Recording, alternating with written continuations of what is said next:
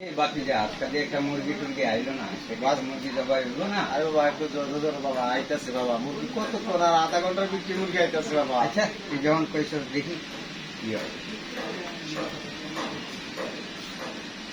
আসসালামু আলাইকুম, ভালো আছেন ভাই? দেড়শো গ্রাম থেকে আইসি ভাই, বুঝুন মানে আমার ভাইয়েরা বেমানি করে আমার জায়গা সম্পদ নিয়েছিল, এরা সবাই মিল্লা মানে আমি আপনার কথা আসলাম একটু বুদ্ধি লেগে ভাই। বুদ্ধি লেগেছে আমার আগে 100 টাকা দেন আমার দুদিকটা নিয়ে আমরা সারের দ্বারা কথা বলি, সারের লোক মনে আলাদা, সারের লোক কোনো সারের বড় বোঝেন না আমার কত ভাই? 100 আমি গরিব টাকায় আমার দিচ্ছেন আমার সারটা করেন না। আচ্ছা ভাই আপনার সার কোন জায়গায় ভাই?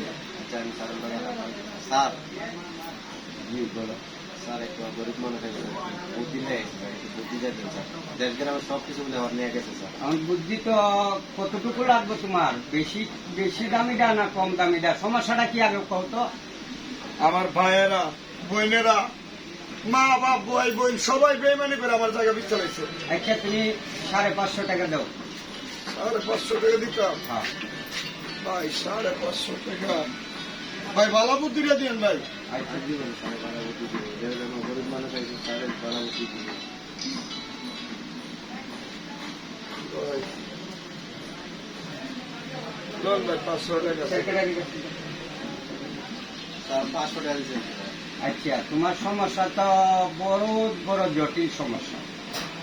এই সমস্যার সমাধান হইল রতন মিয়া, জি স্যার।